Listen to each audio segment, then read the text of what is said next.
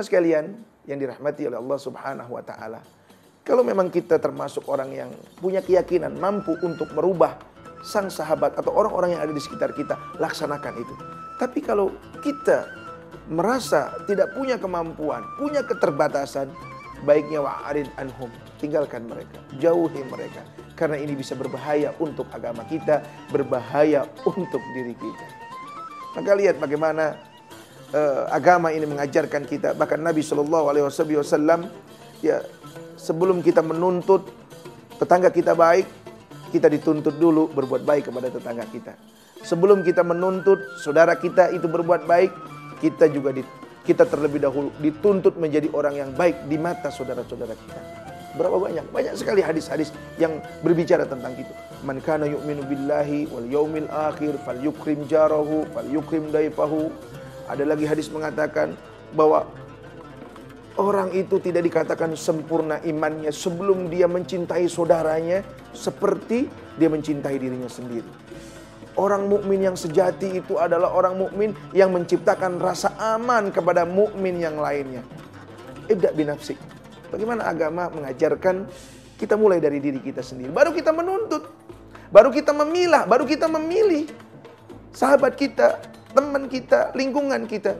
Maka insya Allah kita akan mendapatkan kebahagiaan yang hakiki. Yang terakhir,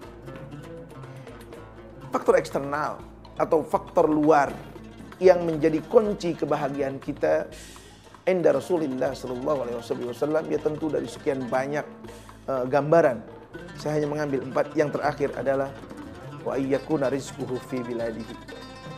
Di mana Anda tinggal bersama keluarga, Anda memiliki rizki tidak jauh dari situ. Ini bahagia dari sisi dunia. Ya, kita tidak bicara bahagia dari sisi akhirat. Artinya, perasaan senang itu adalah ketika seseorang pagi pergi, pulang sore. Dia bisa melihat anaknya, dia bisa melihat istrinya. Ya, ini psikologi siapapun pasti akan bicara seperti itu.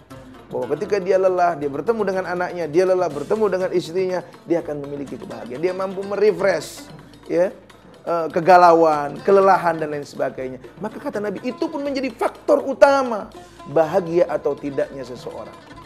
Ya. Ini bukan berarti kunci, wah, orang yang rezekinya jauh dari keluarganya di akhirat nanti repot. Bukan, jangan salah paham. Memahami hadis ini. Kita bicara dalam konteks bagaimana supaya kita senang, kita bahagia. Bagaimana orang yang bahagia itu kan katanya sehat. Orang yang bahagia itu kan katanya panjang umur.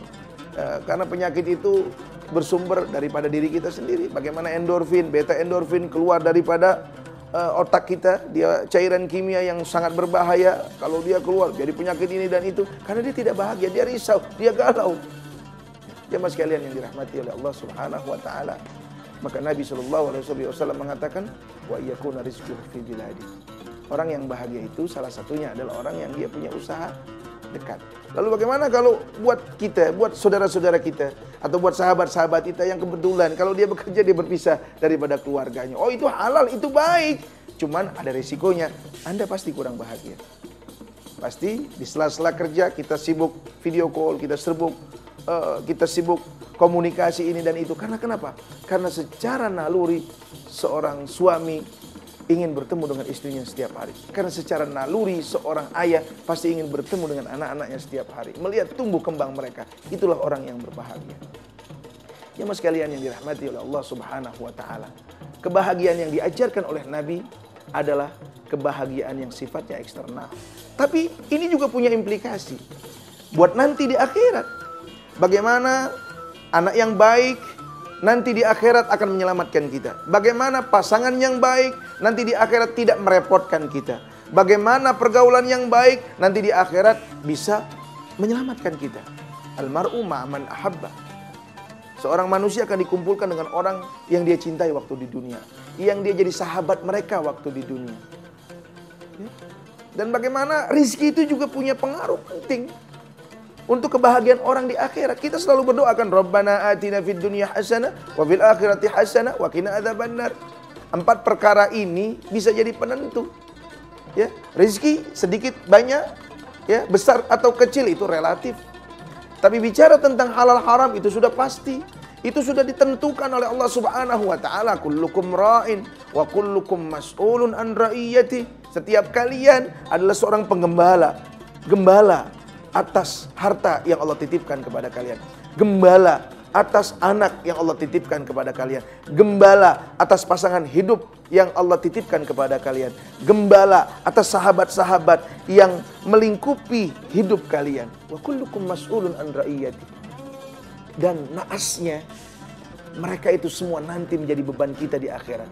Kalau seandainya kita selamat atas amal kita pribadi, tapi kita belum tentu selamat atas tanggung jawab kita kepada mereka.